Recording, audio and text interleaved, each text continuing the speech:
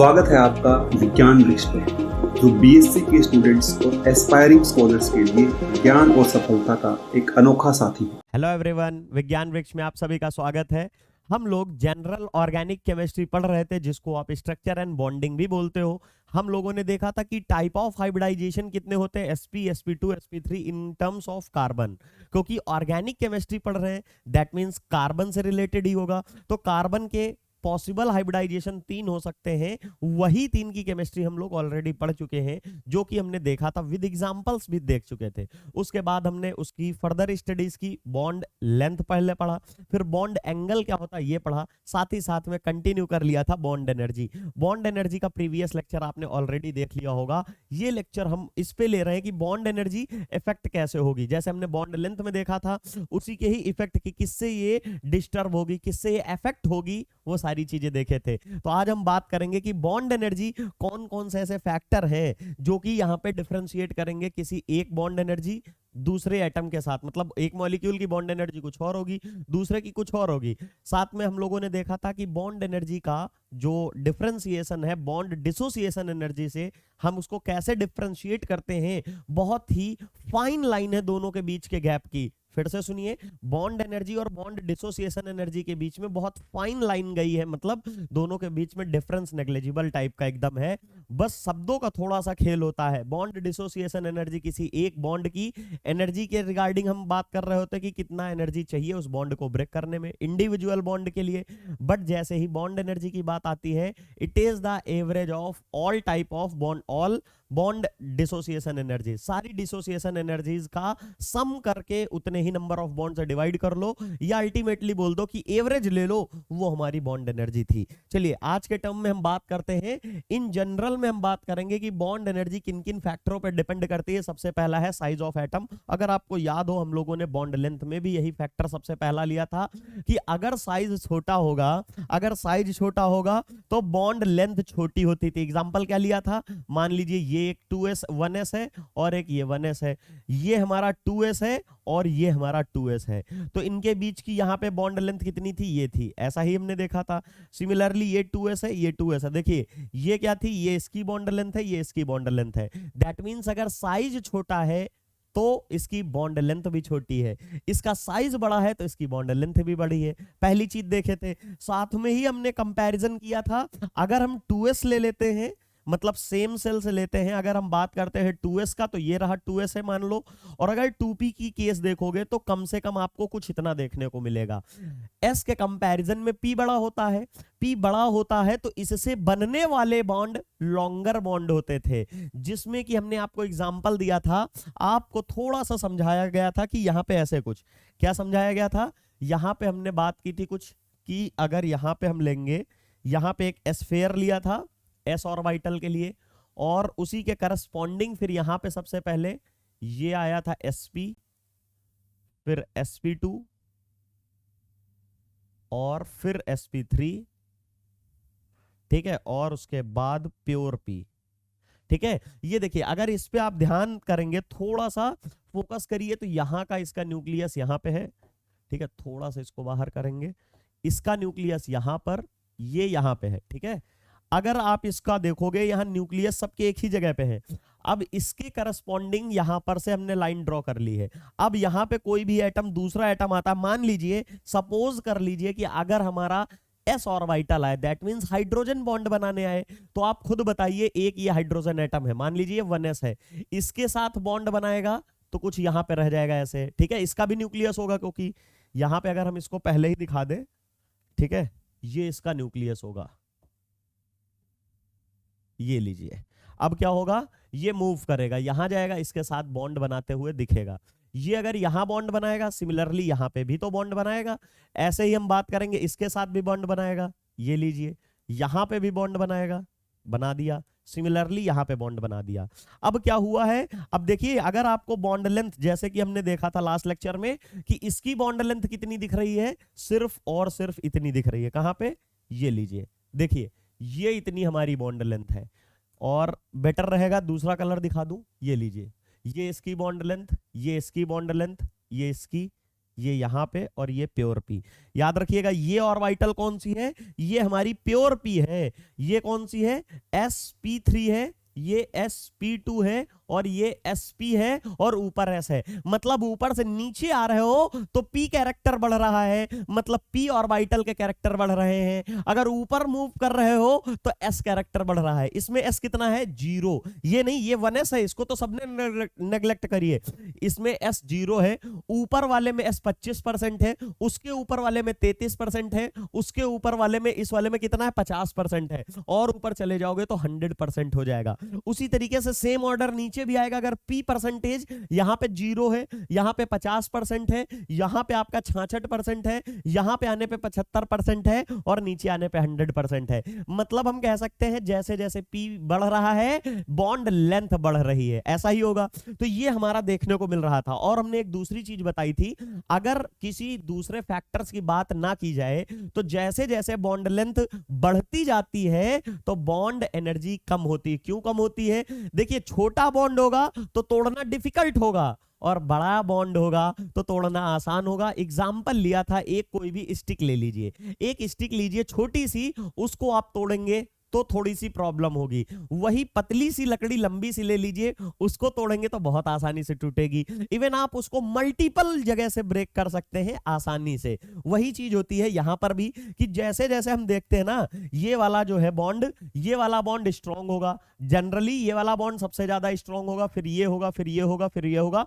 ये हम ऐसे बात करते हैं कि मतलब जैसे जैसे ये वाला जनरली 1s जो होता है वो तो स्ट्रांग होता है, और 1s के अलावा जो दूसरे एस होते हैं ना वो वीक बॉन्ड बनाते। कहेंगे सर क्यों, अब यहां तो फेल करा रहे हैं आप। वो रीजन ये होता है कि वहां पे ओवरलैपिंग ही बहुत कम हो पाती है। एस ऑर्बिटल नॉन डायरेक्शनल होते हैं, वहां पे एक दूसरे की तरह से मतलब एक अपनी एनर्जी ना ओरिएंटेड नहीं है। अगर आप अपने कैरियर से ले लीजिए कि अगर आप अपने कैरियर में किसी एक डायरेक्शन में ओरिएंटेड होंगे तो आपको सक्सेस 100% मिलेगी। अगर आप अपनी लाइफ में किसी भी एक डायरेक्शन में जाएंगे, मूव करेंगे ना, कोई अल्टरनेटिव नहीं रखेंगे, अगर ये नहीं होगा ये कर लेंगे वो कर लेंगे, तो आप डेफिनेटली सक्सेस होंगे। बट यहां पे क्या है, ये जो एस ऑर्बिटल है ये नॉन डायरेक्शनल होता है, इसका कोई डायरेक्शन नहीं होता है, इसीलिए इससे बनने वाले जो बॉन्ड होते हैं वो वीक बॉन्ड होते हैं। ठीक है, याद रखिएगा।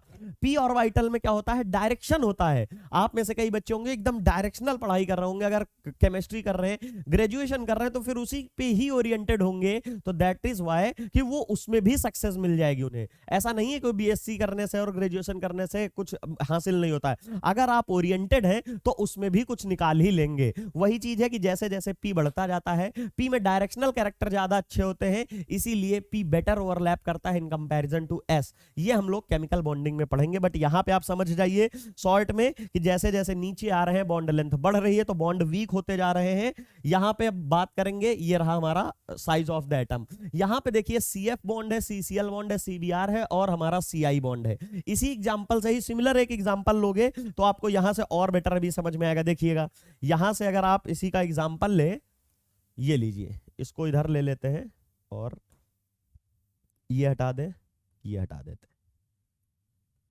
चलिए ये मान लीजिए क्या है, कार्बन का ऑर्बिटल है। अब कौन सा है, टू, मतलब यहाँ पे sp है, हाइब्रिडाइजेशन, ये सब नहीं, सिर्फ और सिर्फ हाइब्रिडाइजेशन से नहीं, हम लोग ऐसे ही आपको बताने जा रहे हैं कि क्या होता है, फैक्टर कैसे आएगा। यहाँ पे देखिए ये हमारा है कार्बन एटम का, कार्बन एटम की ऑर्बिटल है। अगर आप जानते हो pf ऑर्बिटल आएगा तो वो भी 2p का होता है, तो कुछ ऐसे ही होगा। लेकिन जैसे ही क्लोरीन आएगा तो उसका ऑर्बिटल कुछ बड़ा होगा, ऐसे ही देखने को मिलेगा। क्लोरीन का ऑर्बिटल फ्लोरीन वाले के कंपैरिजन में बड़ा होगा। सिमिलरली अगर हम ब्रोमीन की बात करेंगे तो वो और बड़ा होगा। यहां पे थोड़ा सा शिफ्टिंग करनी पड़ेगी अपने इसकी,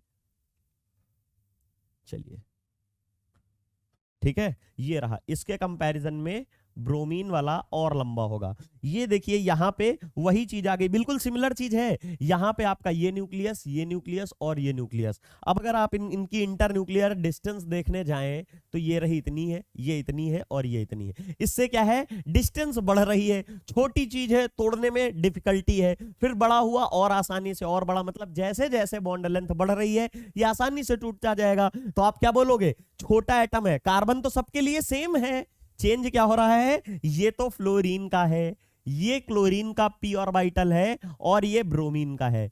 ब्रोमीन के पास क्या होता है, ब्रोमीन के पास 4p होता है, क्लोरीन के पास 3p होता है और फ्लोरीन के पास 2p होता है। कार्बन के पास तो सब में ही 2p है। ये क्या है, ये कार्बन है, कार्बन का तो रिप्रेजेंट करने की जरूरत नहीं है, 2p है। दैट मींस हम जब बात करते हैं ना कि CF की बॉन्ड एनर्जी क्यों ज्यादा है, क्योंकि उसका ओवरलैप ज्यादा है, एक्सटेंट ऑफ ओवरलैपिंग ज्यादा है, छोटा बॉन्ड है, तोड़ने में डिफिकल्ट है। दैट इज वाई CF को ज्यादा बॉन्ड डिसोसिएशन एनर्जी या बॉन्ड एनर्जी चाहिए।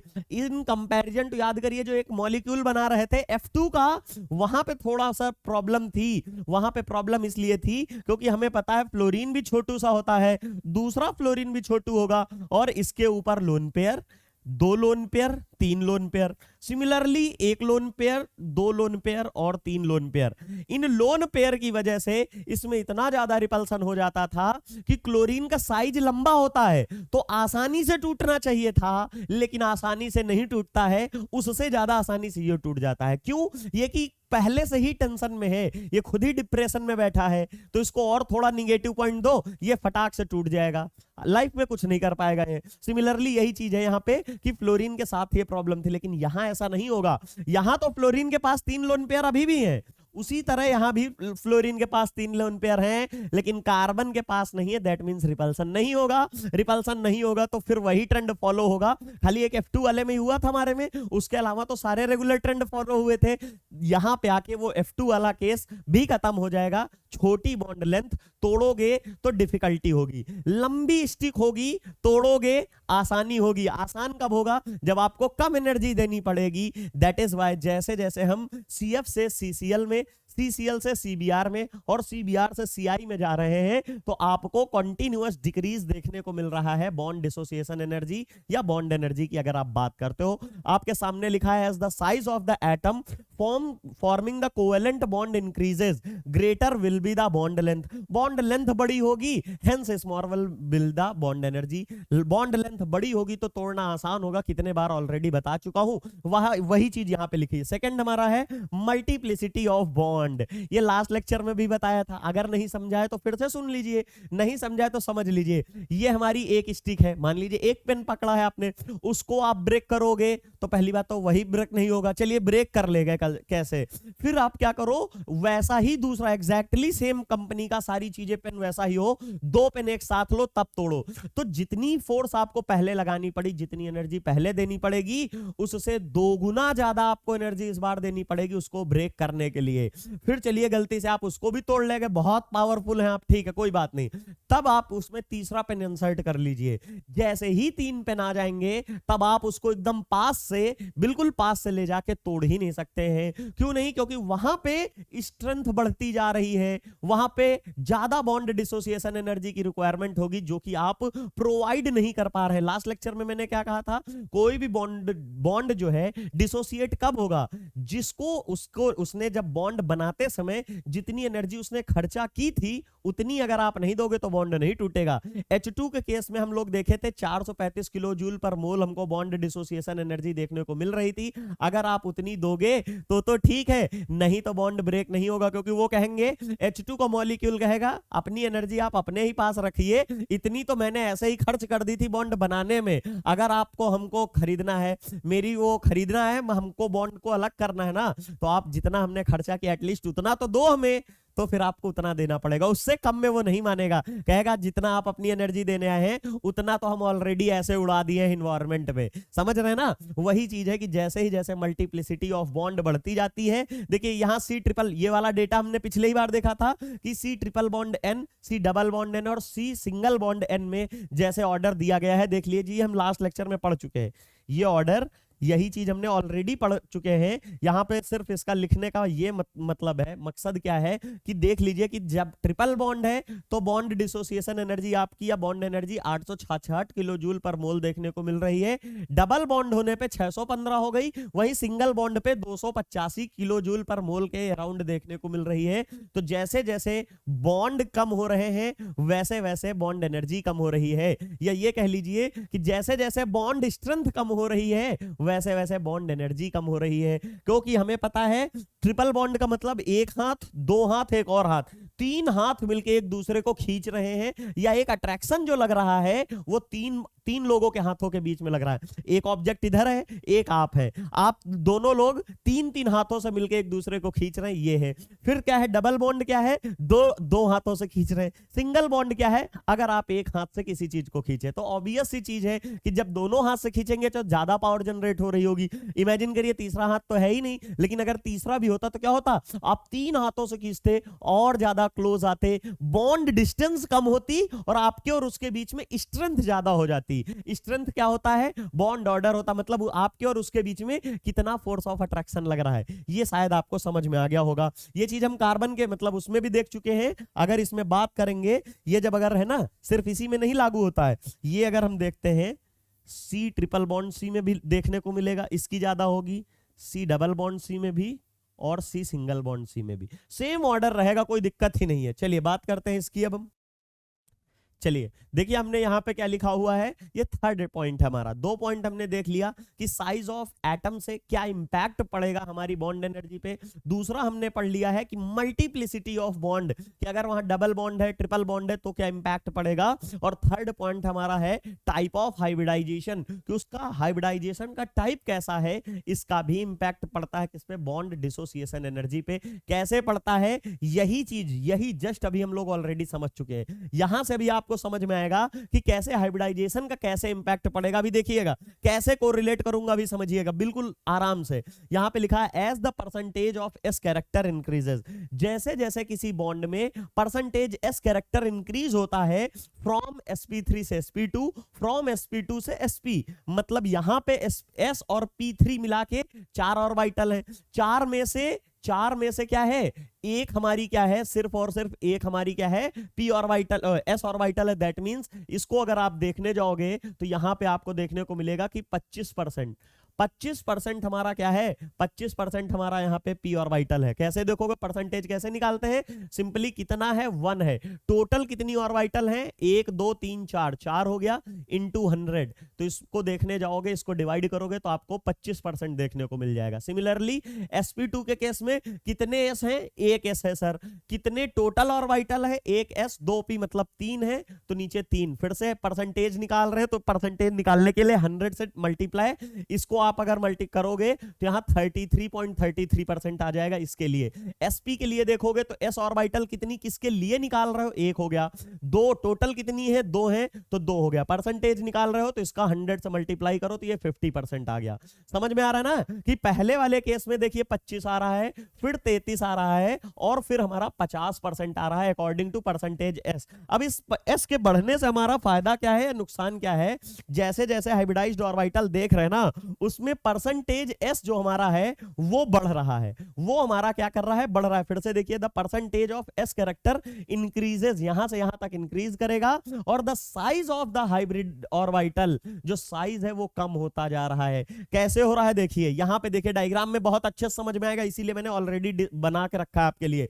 देखिए ये यहां पे प्योर s ऑर्बिटल है, इसका कोई हाइब्रिडाइजेशन ही नहीं है। क्या है, ये प्योर s है, ये भी s है, ये s, ये तो सारे ही ऐसे, ठीक है। अब इसका कोई हाइब्रिडाइजेशन नहीं है। यहां पे p ऑर्बिटल, इसका भी कोई हाइब्रिडाइजेशन नहीं। यहां sp3, यहां sp2, यहां sp। देखिए जैसे जैसे हम ऊपर जा रहे हैं, परसेंटेज p जो है वो कम हो रहा है। s कितना है यहां पे, s 25% है। p कितना है, p यहां 75% है। यहां पे p कितना है, यहां पे 100% है। यहां पे p कितना है, 66% है। ठीक है, यहां पे कितना है, 33। पॉइंट में नहीं लिख रहा हूं, पॉइंट में नहीं लिख रहा हूं। ये कितना है, s 50% है, और p भी 50% है। यहां पे s कितना है, यहां पे 100% है। देखिए परसेंटेज s जो है, sp3 से sp2 और sp2 से sp जा रहे हो तो परसेंटेज s जो है बढ़ रहा है। देखिए 25 से 33, 33 से 50, लेकिन बॉन्ड लेंथ कम हो रही है। बॉन्ड लेंथ देखिए कैसे कम हो रही है, यहां पे आपको इतनी देखने को मिल रही, यहां पे ये है, यहां पे ये है, यहां पे ये। जैसे जैसे ऊपर जा रहे हो बॉन्ड लेंथ कम होती जा रही है। यही तो हमने यहां पे लिखा हुआ है कि जैसे ही आप sp3 से sp2, sp2 से sp जाते हो तो परसेंटेज s कैरेक्टर इंक्रीज हो रहा है। नीचे 25, फिर 33, फिर 50, ऐसे ही हुआ है। लेकिन जो साइज है वो साइज कम होता जा रहा है। साइज जैसे जैसे s की तरफ बढ़ रहा है तो हाइब्रिडाइज्ड ऑर्बिटल भी s की तरह गोल मटोल होना चाह रही है, s की तरह गोल मटोल होंगी, छोटी साइज की होती जा रही है। समझिए, ये देखिए, जैसे ही हमने बोला था, जैसे ही बोला था कि यहां से हम sp3 से sp2 गए, sp2 में परसेंटेज क्या हुआ, s का बढ़ गया 25 से 33, तो जैसे ही परसेंटेज बढ़ा तो वो अपने आप की तरह गोल मटोल बनाना चाहेगा। सिमिलरली इससे और ऊपर जाएगा तो वो उसको और गोल मटोल बनाएगा, और ऊपर जाएगा तो 100% गोलू मोलू बनके इस बिल्कुल स्फेरिकल देखने को मिलेगा। दैट मींस s बढ़ेगा, परसेंटेज s बढ़ेगा तो जो ऑर्बिटल्स का साइज है वो छोटा होता जाएगा। ये चीज हमको समझानी थी यहां पे, ये हमने यहां समझाई है। As a result bond length decreases, उसकी वजह से बॉन्ड लेंथ छोटी होंगी, and hence bond energy increases, इसकी वजह से बॉन्ड एनर्जी इंक्रीज होती है इनडायरेक्टली। चाहे आप जिस भी फैक्टर को पढ़ो, चाहे जिस फैक्टर को पढ़ो, सब में एक ही चीज आ रही है, जिसकी बॉन्ड लेंथ लंबी वो बॉन्ड वीक, जो बॉन्ड लेंथ छोटी वो स्ट्रॉन्ग। छोटी लकड़ी होगी तोड़ने में प्रॉब्लम होगी, लंबी सी स्टिक होगी तो उसको एक नहीं 5 जगह से आप आसानी से तोड़ सकते हो। हर फैक्टर में यही चीज है। पहला था साइज, साइज में क्या आया, साइज अगर बड़े बड़े होंगे तो बॉन्ड लेंथ बड़ी होगी, बॉन्ड लेंथ बड़ी होगी तो तोड़ना आसान होगा ना। फिर सेकंड पॉइंट है, सेकंड पॉइंट है मल्टीप्लिसिटी ऑफ बॉन्ड, उसमें भी वही खेला है, बिल्कुल वही खेला। क्यों? क्योंकि देखिए, एक हाथ से खींचोगे तो आपके और उस एटम के बीच की डिस्टेंस ज्यादा होगी, ज्यादा होगी तो आसानी से तोड़ोगे। दो हाथ से खींचोगे तो पास पास में आ जाओगे, ज्यादा पास में आ जाओगे, ज्यादा फोर्स ऑफ अट्रैक्शन लगेगी तो बॉन्ड जो है डिफिकल्टी से ब्रेक होगा। तीन तीन हाथ से, 2 हाथ ये, एक और हाथ लगा लो, 3 हाथ से खींच लो और क्लोज आ जाओगे, बॉन्ड लेंथ और छोटी होगी। बॉन्ड लेंथ छोटी होती तो तोड़ने में दिक्कत होती है, छोटी सी लकड़ी को तोड़ने में दिक्कत होती। मतलब अल्टीमेटली एक ही फंडा है, अल्टीमेटली एक ही फंडा है कि अगर बॉन्ड लेंथ छोटी हो रही है, किसी भी फैक्टर से हो रही हो, तो bond dissociation energy as well as bond energy हमारी ज्यादा होगी, हमको ज्यादा फोर्स लगाना पड़ेगा। सिंपल सा फंडा है, आपके सामने मैंने यहां लिखा हुआ है CSP। SP का कहने का मतलब क्या है, यहां पे समझिए, ये जो sp लिखा है ना, अगर इसको आप समझना चाहेंगे तो ये मान लीजिए इसकी ये इतनी ऑर्बिटल रही होगी, ये हाइब्रिड। sp2 है मतलब p का कैरेक्टर बढ़ गया, यहाँ पे p 50 है, s 50 है, यहाँ पे s 33 है और p जो है 66%। p बढ़ रहा है मतलब p के जैसे बन रहा है। p के जैसे बनने में p कैसा होता है, लंबा सा डंबल शेप होता है। ये कहेगा ओ, और ये लो लंबा सा, इसके कंपैरिजन में ये इसका साइज लंबा हुआ। अब इसके कंपैरिजन में sp3 ये तो और लंबा होगा ना, ये लीजिए ये और लंबा हो गया। अब इसके करस्पॉन्डिंग अगर आप s ऑर्बिटल लाओगे, ये जो h है, h क्या है, h क्या है, हाइड्रोजन की 1s ऑर्बिटल है। ये लीजिए हो गया, यहां पे पहला बॉन्ड बना, दूसरा बॉन्ड ये बना, ठीक है, तीसरा बॉन्ड यहां पे बना दो। ऐसे मान लेते हैं, इसको थोड़ा दूर करना है आपको, समझ, आप अपनी कॉपी दूर करिएगा। तो अब सिंपल सा फंडा यहां पे देखिए क्या हुआ है, इसकी और इसकी बॉन्ड लेंथ इतनी ज्यादा है, देखिए, ठीक है, इसमें ये इतनी है और ये और कम है। देखने में ही पता चल रही ये सबसे कम है, ये देखिए थोड़ी ज्यादा लंबी, ये और लंबी। हर बार वही फैक्टर हर बार घूम के आ रहा है कि जैसे जैसे बॉन्ड लेंथ बढ़ रही है वैसे वैसे बॉन्ड एनर्जी हमारी कम हो रही है। तो क्या देखिए वही लिखा है कि नहीं, छोटा बॉन्ड लेंथ है तो 507 किलो जूल पर मोल, थोड़ी सी बॉन्ड लेंथ बढ़ी, तोड़ना आसान हुआ तो एनर्जी कम, that mean 443 kilo joule per mole. थोड़ा सा और लंबा हुआ और आसानी से टूटेगा, that means 416 kilo joule per मोल हो गया। सिमिलरली नीचे वाला भी एग्जांपल मैंने ऑलरेडी गिवन रखा है। यहां पे क्या है, ये भी sp है, मतलब ये खुद भी छोटी ऑर्बिटल है और इधर वाली भी छोटी ऑर्बिटल है, तो कुछ इतना होगा। सिमिलरली ये sp2 है, मतलब sp2 में p कैरेक्टर बढ़ गया। p कितना होता है, sp वाले में देखिए हमने समझाया था ना अभी कि sp2 में p 33 होता है, sp3 में 75% है, और जैसे ही sp में जाएगा तो 50% देखने को मिलेगा। तो इस केस में क्या है, यहां पे ये होगा और इसमें 33% होगा, मतलब p बढ़ गया तो थोड़ा सा यहां पे बॉन्ड लेंथ लंबी हो गई होंगी। ये लीजिए, अब sp3 आ गया, ये तो और लंबी हो गई होंगी ना, तो ये लीजिए यहां पे और लंबी, अभी आगे जगह नहीं है, लेकिन अगर आप इनकी बॉन्ड लेंथ निकालने जाओगे तो कुछ ऐसे आएगी। देखिए यहां पे इसका न्यूक्लियस मानिए, ये यहां पे ये इतनी बॉन्ड लेंथ है, इसके बीच की बॉन्ड लेंथ कितनी होगी, ये रही, और इसकी बीच की ये रही, मतलब ये छोटी, ये थोड़ा बड़ी, ये और बड़ी, यहां जगह नहीं है ना मेरे में जगह कम पड़ी, तो इसलिए और बड़ी बना सकते हो। तो क्या बोल सकते हैं, फिर से वही बॉन्ड लेंथ वाला फैक्टर, लंबी है तो आसानी से टूटेगा, छोटी है तो डिफिकल्टी से टूटेगा। दैट मींस आपका एनर्जी ऑर्डर भी यहां लिख दिया गया है। अगर sp के ओवरलैप होगा तो सबसे ज्यादा 433 किलो जूल पर मोल, अगर हमारा sp2 होगा तो उसके केस में 383 किलो जूल पर मोल होगा, और फिर अगर sp3 और sp3 होगा तो उस केस में आपको 347 किलो जूल पर मोल हमको बॉन्ड डिसोसिएशन एनर्जी देखने को मिलेगी। बहुत कठिन सी चीज नहीं है। ओवरऑल क्या है, किसी भी फैक्टर से अगर बॉन्ड छोटा हो रहा है, बॉन्ड लेंथ छोटी हो रही है, तो आपको मेहनत ज्यादा करनी पड़ेगी तोड़ने की, दैट मींस बॉन्ड एनर्जी ज्यादा ही आएगी। अगर बॉन्ड लेंथ लंबी हो रही है, इसका मतलब आसानी से ब्रेक होगा, आपको एनर्जी कम देनी पड़ेगी। बस कंक्लूजन ये लिख लो बॉन्ड एनर्जी का, यहीं से समझ में आ जाएगा।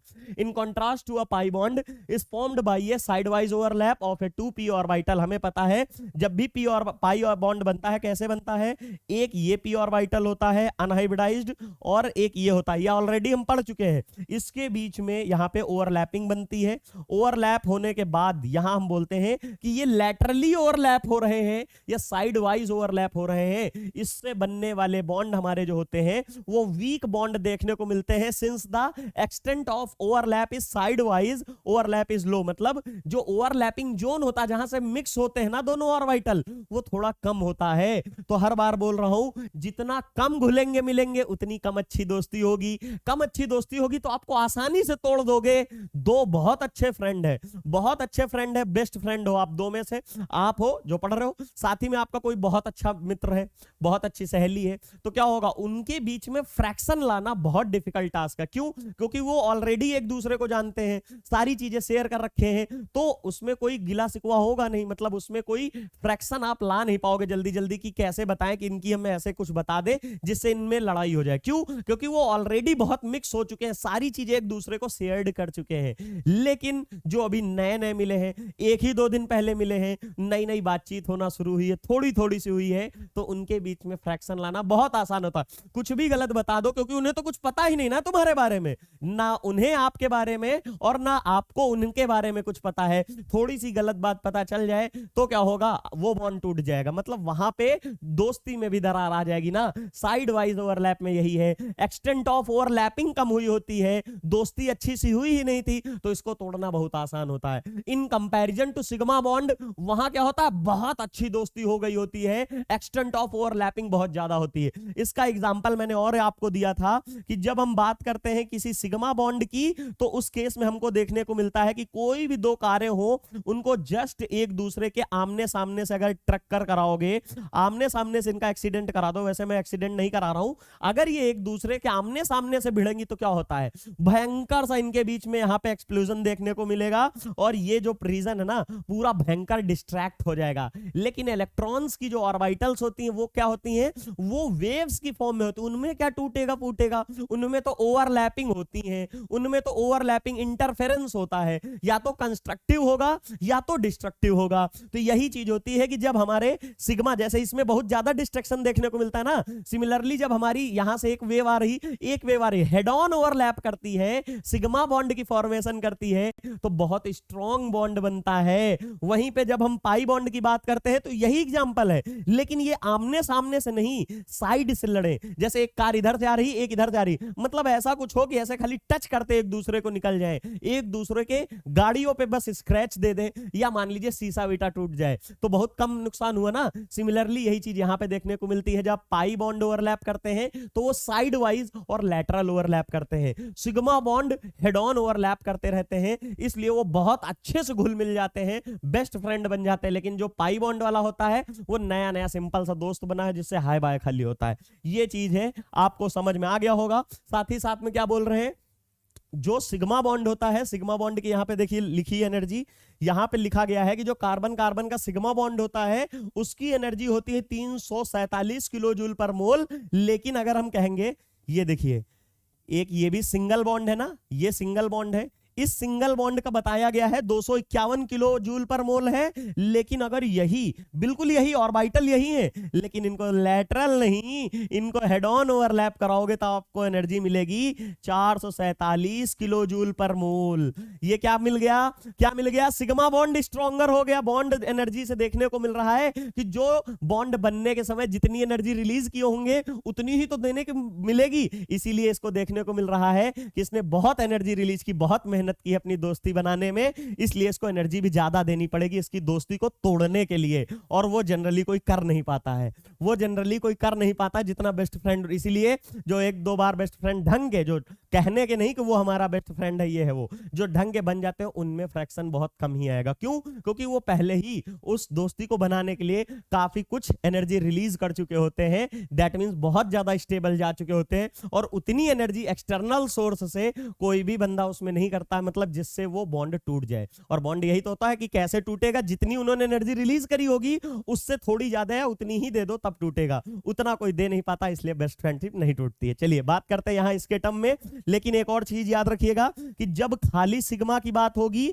और ये मान लीजिए एक ये बॉन्ड है, ये सिग्मा है, ये पाई है, तब कौन जीतेगा? तब तो 101% यही जीतेगा क्योंकि इसकी स्ट्रेंथ ज्यादा है। लेकिन एक दूसरा भी एग्जांपल है, एक ये सिग्मा है और यहां पे डबल बॉन्ड है, यहां क्या है, सिग्मा भी है और पाई भी है। अरे यहां सिग्मा है, यहां सिग्मा है, ये पाई है। अब कहेंगे ऑर्डर में अरेंज करो कि सबसे ज्यादा कौन, सबसे कम कौन, ये हमारा पहला, ये हमारा दूसरा, ये तीसरा। तो याद रखिएगा इस केस में ना ये जीतेगा ना ये जीतेगा, सबसे पहले तो थर्ड वाला जीतेगा, फिर हमारा पहले नंबर वाला जीतेगा, फिर हमारा दूसरे नंबर। कहेंगे सर ऐसा क्यों? समझ जाइए, सामने दिख रहा है कि इसमें सिग्मा भी है और पाई भी है। जितनी सिग्मा की स्ट्रेंथ है वो तो हाई है, एडिशनल में चाहे थोड़ी ही दोस्ती हुई लेकिन कुछ तो हुई है ना, एडिशनल फोर्स आ गया। इस वाले बॉन्ड को इस वाले बॉन्ड ने कंपनसेट कर लिया, इसने कंपनसेट कर लिया, इसके बराबर है, लेकिन इससे जीत क्यों गया? क्योंकि ये पाई बॉन्ड भी है, और पाई बॉन्ड की वजह से अगर थोड़ी भी दोस्ती हुई होगी तो वो जीतेगा, मैक्सिमम होगा, इसीलिए थर्ड मैक्सिमम। फिर ये वाला तो इन दोनों में पता ही है, सिग्मा ज्यादा स्ट्रॉन्गर होता है इन कंपैरिजन टू पाई, पूरा एग्जांपल पहले ही बता चुका हूं। यहां से ये हमारा बॉन्ड एनर्जी का कॉन्सेप्ट खत्म होता है, ठीक है।